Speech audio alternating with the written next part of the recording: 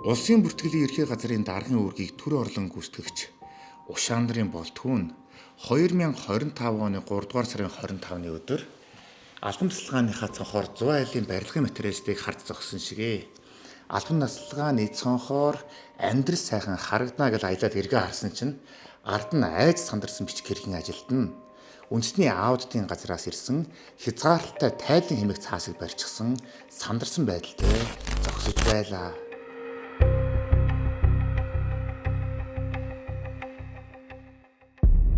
Онц бөгөөд бүрэн ирэхэд тендерчин.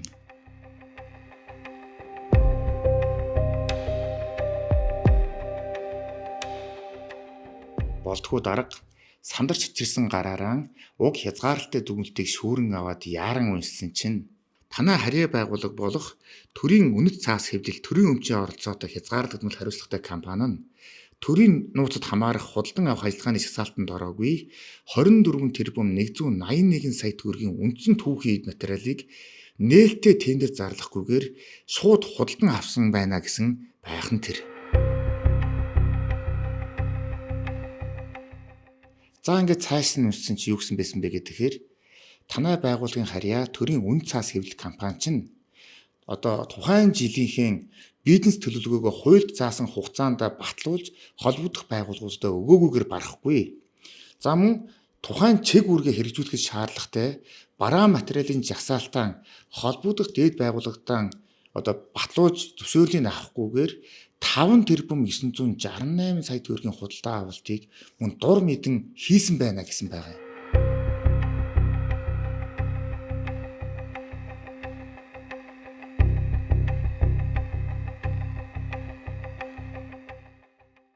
За үүнээс гадна 3 тэрбум 172 сая төгрөгийн дүн бүхий богино хугацаатай өрт төлбөрийг бий болгосон мөртлөө түүнийг төлж бардуулах ажлыг мөн огт хийгээгүй эхлээгүй байна гэдэг маш ноцтой асуулаас гараад ирсэн.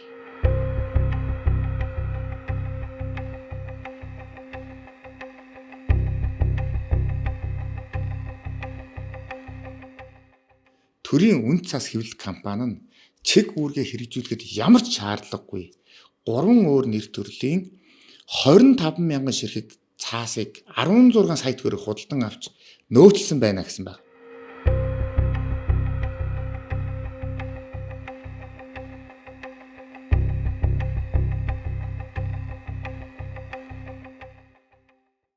За төрийн үнэт цаас хэвлэл компани дээр аудитын газрынхан одоо очоод аудитын хяналтын тоолох хийсэн чинь 113 сая 700 мянган төгрөгийн үн бүхий 1663 ширхэг одоо гадаад паспортын бэлтцийг улсын бүртгэлийн ерхий газраас хүлээж авсан гэх боловч тэр нь огт байхгүй. Данс тооцоо архив юу тэр агуулгад нь огт байхгүй нэ гэдэг маш цочирдом зүйл байхан тэр.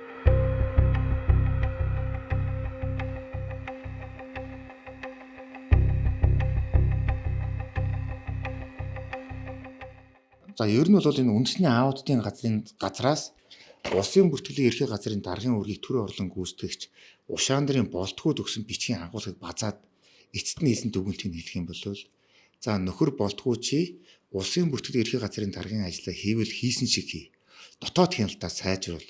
За хийж чадахгүй байгаа бол ажлаа өгөөд хариуцлага өгөөд зайлаарай гэсэн ийм агуулгатай л ийм ноцтой бичиг байсан.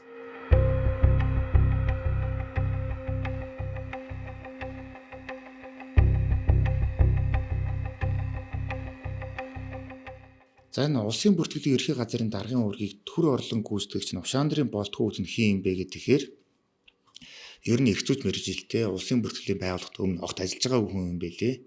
За 2024 оны 11-р сард улсын бүртгэлийн ерхий газрын өмнөх дарга нь одоо Дэлгэр сайхан гэдэг хүн ажлын байран дээр архитан цогтуураад доод албан тушаалтынхаа хүмүүсийг ажлын газрынхаа үүдэнд зодж байгаа нэг бичлэгэнд түгсэн шүү дээ. Тэгээд энэ одоо гутамшигтай асуудлаар Дэлгэр сайхан дарга ажлаасаа хөөгцсөний дараа ажлаасаа халагдсны дараа бол энэ болтгоо гэдэг дарга тухайн үеийн хууль зүйн сайд Баттөмбөрийн инх баярын санал болгосноор засгийн газрын тогтоолоор томилогдож дарга усан хүн бид ажлаа аваад нэг ердөө нэг 3-4 сар болж байгаа учраас харьяа байгууллага дотор нь одоо төрийн үн цаас хэвлэгдэх компани байдаг ч баг тэр мэддгүй байсан юм шиг байна лээ.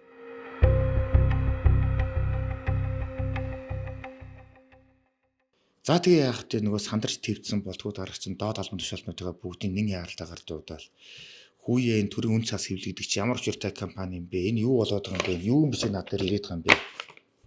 Гэ асуусан чинь улсын бүртгэлийн ерхий газрын бодлого төлөвлөлт түн шинжилгээний газрын дарга ган төмөрөнд босч ирж толгоогоо мэжээд харин тийм ээ дарга харин нэг бид нэр одоо яаж чаддаггүй яагаад ч дийлдэггүй маш том артай нэг тийм компани байгаад байгаа маа гэж хэлсэн гэдгийг юм байна лээ.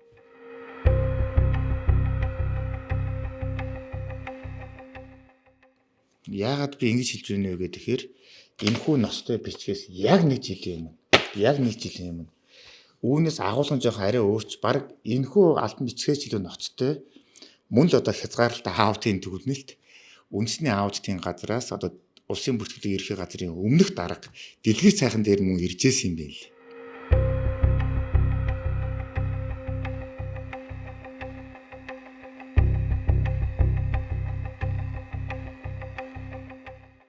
За энэхүү бичиг бол 2024 оны одоо санхүүдэнд хийсэн шалгалтын дүн шүү дээ 25 онд гарсан.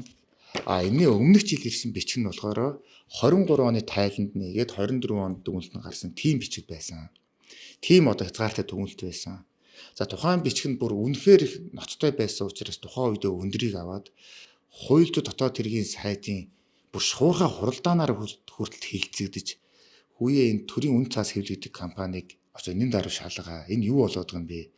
Энэ компани энэ санхүүгийн олон төслүүдийг нэн даруй талсан зогсоож цаашид ийм үйл гарахгүй байхад чиглээ гэсэн бүр чиглэл хууль зүйн дотоод хэргийн сайдын шуурхай хуралдаанаас өгдөжсэн юм бэл. Гэтэл тэр нь ямар ч засвар үйлчлэгээ ямар ч сайжрал байхгүйгээр 25 онд дахиад ингэ ороод ирж байгаа байхгүй юу?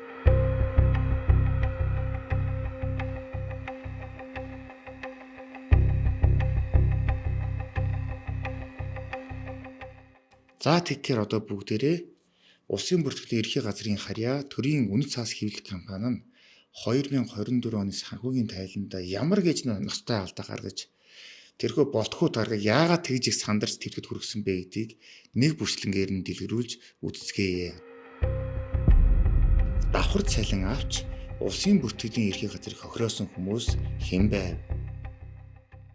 Үндэсний аудитын газраас улсын бүртгэлийн ерхий газарт хөргүүлсэн санхүүгийн тайлангийн зөрчлийн нэгтгэл хэсгийн 5-т нь төрийн үнэт цаас хэвлэл төрийн өмчийн оролцоотой компанийн төлөөлөн удирдах зөвлөлийн гишүүнээр 2023 оны 4-р сарын 6-ны өдөр амар төвшин алтан үлзий нар бүртгэгдсэн байна.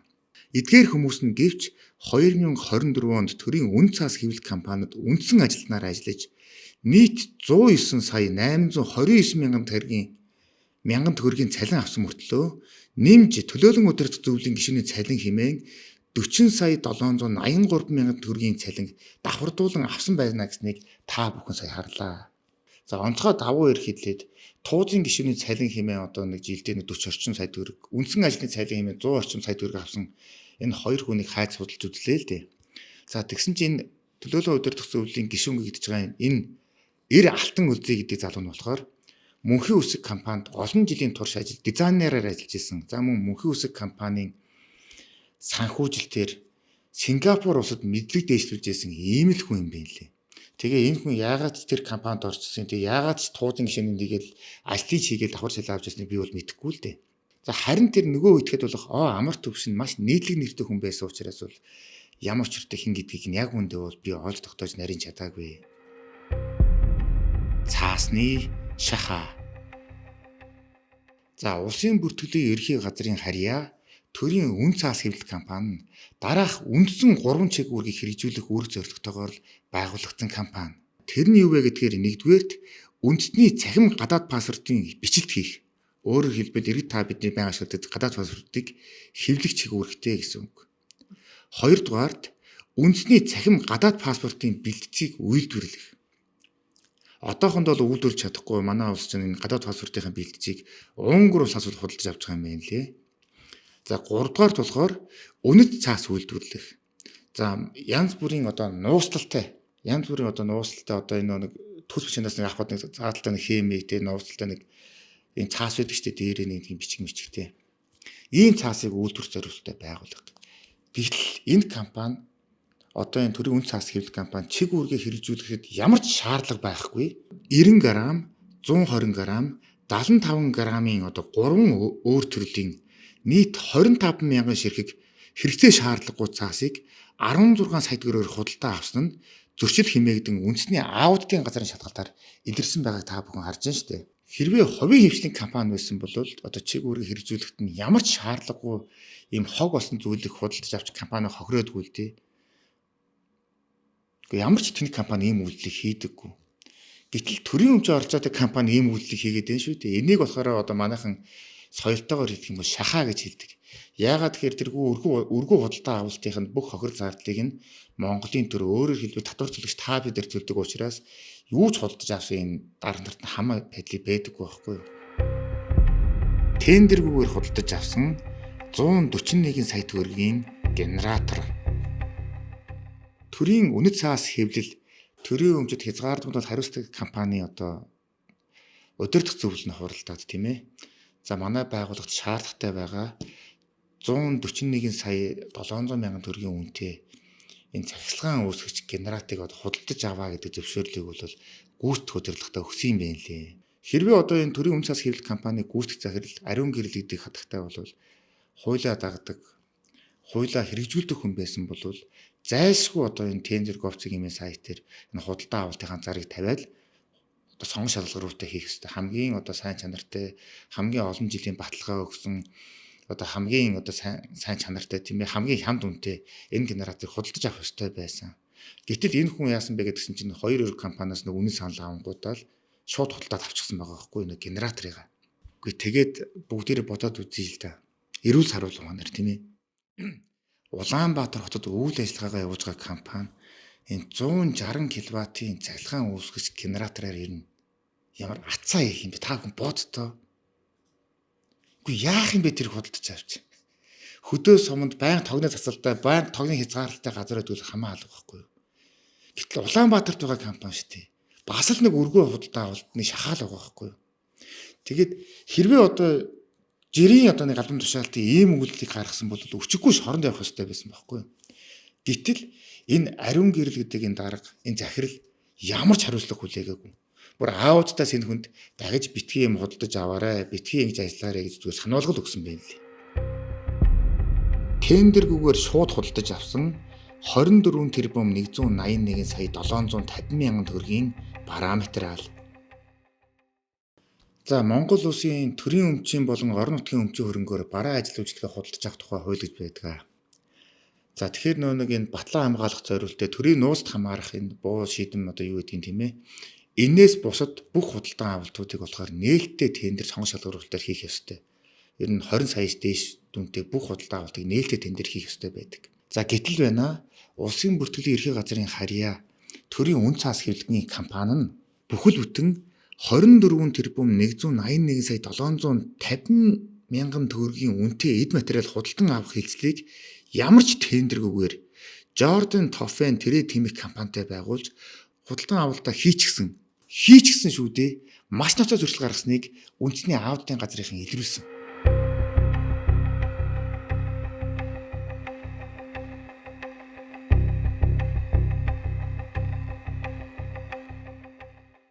За энэ бол бүр маш ноцтой асуудал.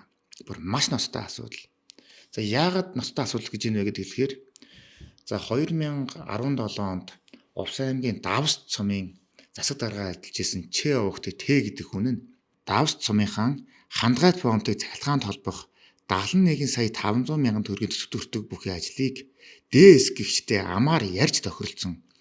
Төрийн болон орон нутгийн өмчийн хөрөнгөөр бараа ажил үйлчлэгээ худалдаж авах тухай хуулийг зөрчиж отч эрчим гэдэг компаниар хийж гүйцэтгүүлснийхээ төлөө шүү дээ. Тендерүүгээр хийж гүйцэтгүүлснийхээ төлөө нэг өөр хэлбэл мөнгө өгчөөд ажлаа хийлгээгүй гэсэн. Хийлгүүлснийхээ төлөө эрүүгийн хуулийн 22-ийн 1 буюу алга албан тушаалын гинт хэрэгээр зүйчлэгдэж 5 жил нийтийн албанд ажиллах эрхээ хасуулаад 20 сая төгрөгөөр торгуулаад салсан байдаг шүү дээ. 24 онд энэ шүүхэн шийдвэр нь гарсан байгаа. Би энэ шүүхийн мэтэр гарсан юм гэж ярьж байна л да. Тэгээд жирийн нэг мөө хөдөөний нэг засаг дарга болохоор ингээд 71 сая төгрөгийг тендергүүр хийснийхээ төлөө ийм ял авч яхад бүхэл бүтэн 24 тэрбум 168 сая төгрөгийн шууд худалдаа авалтыг хийсэн энэ давлуун энэ компани, энэ давлуун энэ ариун гэрлэлтийг захирал хуулийн бүр ямар ч хариуцлага хүлээгээгүй. Бүр ямар ч хариуцлага хүлээгээгүй. Үндэсний аудитын газраас хөөе нөхөр минь чи дахиж ингэж болохгүй шүү гэдэг сануулга өгөөл өнгөрөөсөн байл. Улсын бүртгэлийн газар нурд хариуцлага хүлээлгэж чадаагүй.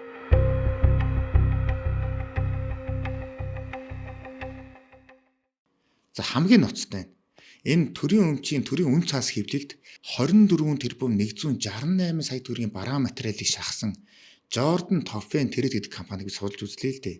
Ер нь ийм амар өндөр дүнтэй ийм их бараа материалыг нийлүүлдэг компани ч юм бол ямар компани байдаг вэхээр маш олон ажилтнтай, олон жилийн түүх туршлагатай.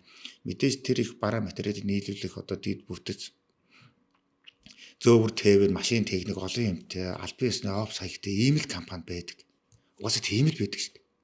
Гэтэл энэ Jordan Toffen Trade гэдэг энэ компани болсон чинь магадгүй X таленттэй ч юм ийм компани. Ямар ч албан ёсны хаяг байхгүй, ямар ч офс байхгүй, түүх байхгүй. За энэ компаниг гүйцэтгэх захирал бөгөөд цор ганц хозой эзэмшигчээр нь Баяр сайхан овогтой Сугдмаа гэдэг нэрэл байдаг. Энэ хүнийхэн талаар ямар ч мэдээлэл байхгүй, ямар ч хаяг утасны дугаар байхгүй. Төрийн өмчийн компанид тийм ээ. Бүхэл бүтэн 24 тэрбумын бараа материал нийлүүлсэн компани ч бас нэг муу цаанч нэг подволч холбооны хамаагүй нэг офсч болно доо энэ чинь. Энэ чинь болно үстэй энэ чинь бас нэг ийм том дүнтэй бараа нийлүүлсэн юм чинь. Тэгсэн чинь энэ Jordan Toffen Trade гэдэг компани хаяг нь Баянгол дүүргийн 24 дугаар хороо буюу Алтай хотхон нэг чинь хороо болгосон шүү дээ. Тэрний 53-ын А байранд нь байдаг. Жирийн нэг айлын хаяг дээр л энэ компани хаяг нь байсан гэж та бүхэн бодчих. Бүр арайд энэ дөө.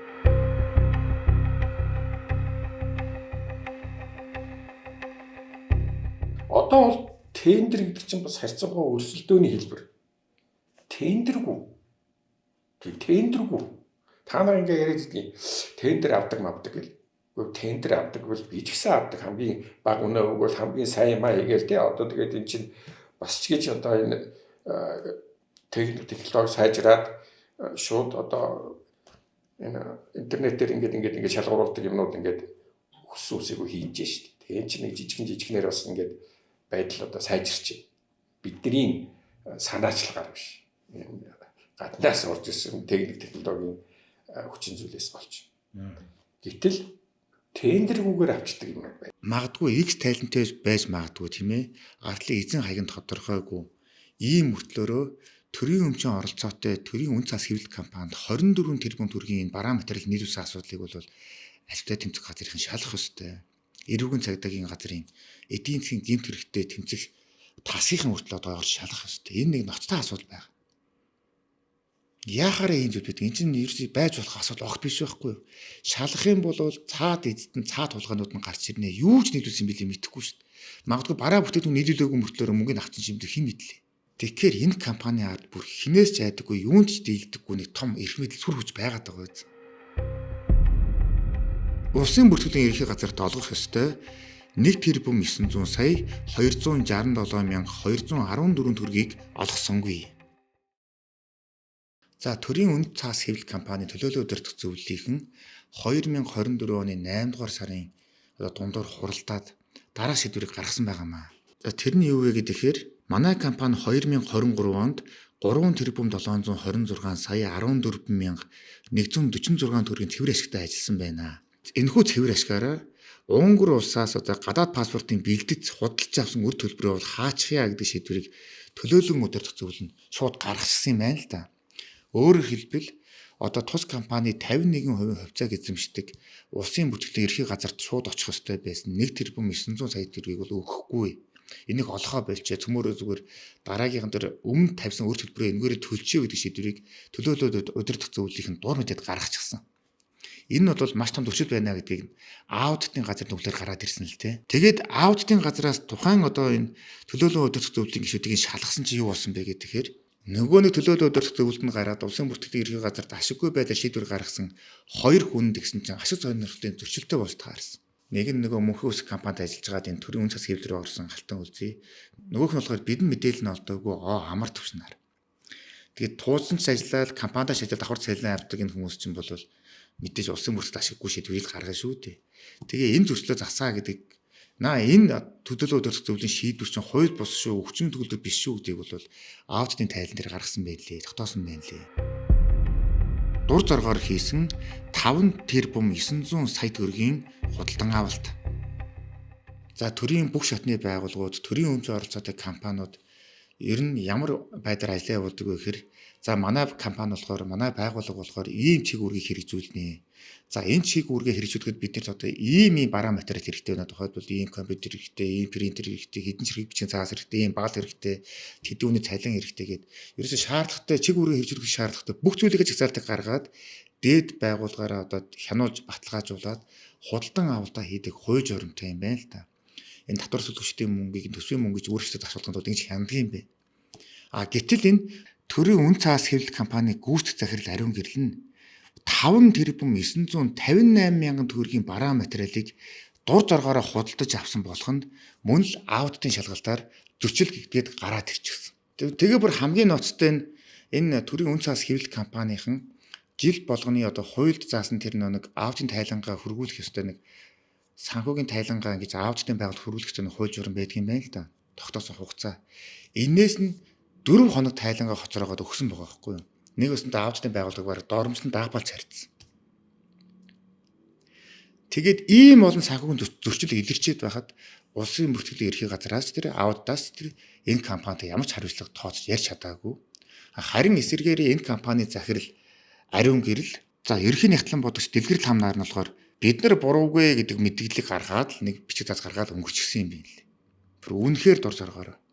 Тэгээд улсын бүртгэлийн ерхий газрын харьяа төрийн үн цаас хэвлэл компанийн гүйцэтгэх захирал дээр томжигдож очоод дураараа дургиж дунд чөмгөөрөө жиргэж байгаа нь Эрдэнэ овогтой ариун гэрэл гэж яг хин юм бэ гэдгийг одоо би өөр хэмжээс судлаа л да.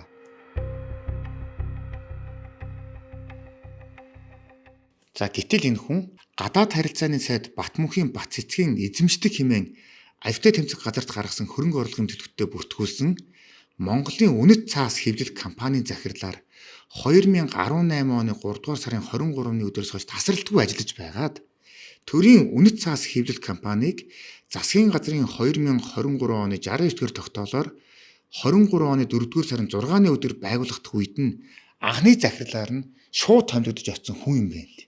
Батцэг сайдын Монголын үн цаас хэвлэл компанийн захирал байж гал шууд тэндээсээ шилжээл төрийн үн цаас компани захирал болчихдог. Сонио хувь тохиол байгаа шүү дээ. Дээрээс нэмжлэхэд төрийн үн цаас хэвлэл гэдэг энэ компани 51% хувьцааг улсын бүртгэлийн ерхий газар за 49% хувьцааг Мегасон гэдэг компани эзэмшдэг. За Мегасон компани эцсийн өмчлөгч нь найдан овогтой Цэрэн Долгор гэдэг хүн байгааг та бүхэн одоо харж байна. За тэгээд энэ найдан овогтой Цэрэн Долгор гэдэг хүн хин юм бэ гэд судалсан ч энэ хүний зураг мэдээлэл юу ч байдаггүй. Яг энэ баримтуудыг надад өгсөн хүн юу ч хэлсэн бэ гэхээр наад Цэрэн Долгор ч юм болохоор энэ гадаад харилцааны сайд Бат цэцгийн одоо хэвлэх компаниудын хэвлэх үйлдвэрүүдийн хуулийн зөвлөгөөр ажиллаж байсан хүн шүү гэдэг зүйлийг хэлж юм лээ. Төрийн үн цаас хэвлэл компанийн түүх. За өмнө хэлсэнчлэн төрийн үн цаас хэвлэл компаниг болохоор Монгол Улсын засгийн газрын 2023 оны 69-р тогтоолоор одоо анх байгуулсан юм байна лээ. Гадаад паспортаа Монгол улс өөрсдөө хэвлэе гэдэг зорилгоор байгуулсан компани гэж ойлгож болно. Гэтэл төрийн одоо эрх зүйн мэдээллийн нэгдсэн сан болох Legal Info сайт дээр бэс засгийн газрын тогтоол нь байдаг.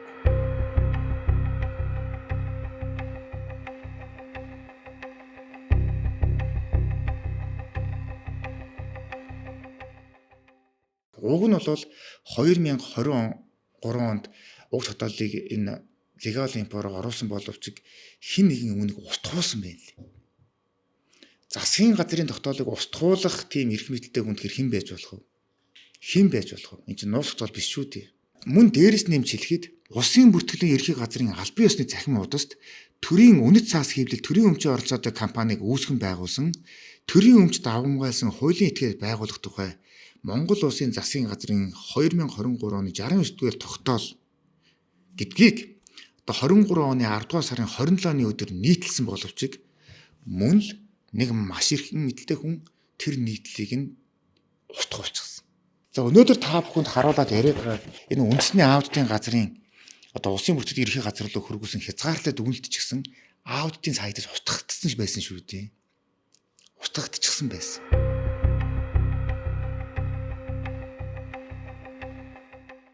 За тэгэхээр саяын нэр дурдсан энэ олон баримтуудад тулгуурлан энэ төрийн үн цаас хэвлэлийн ард хэн байгаа гэдгийг би та бүхэнд нэг шууд хэлье. Энэ бол улсын их хурлын гишүүн гадаад харилцааны сайд Батмөнхийн Баццэг.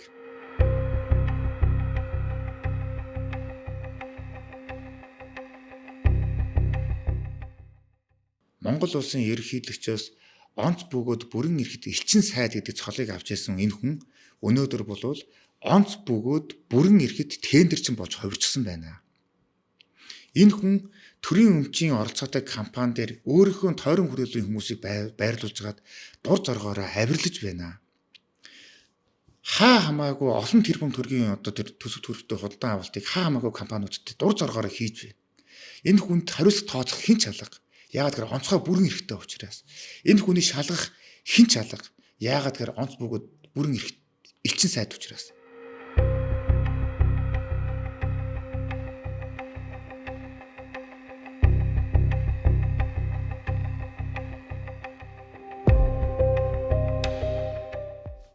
Санана та төрийн үнэт цаас хэвлэл компанитай холбогдлоо. Хөдөлгөөний чанарыг сайжруулах зорилгоор таны яриаг бичлэг болгон хадгалж байна.